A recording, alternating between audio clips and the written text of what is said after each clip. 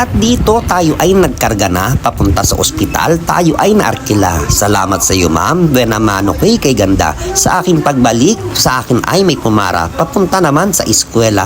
Uy, baka arkila din yarn. Ako'y sana'y pabalik na sa aking terminal, ngunit ako'y may nakita at biglang pinara. Si ma'am, papunta naman sa ospital. Mukhang nagtatrabaho doon sa may ER. Yun, another day, another ride. So nandito na ulit tayo sa ating terminal, sa aking tatlong kinarga. Ako ay nakabuena mano na. So hindi nagtagal tayo uli nagkarga. Papunta uli doon sa may eskwela. At agaran naman natin silang inihatid sa kanilang destinasyon. Ang unang destinasyon, syempre, sa Cap SD.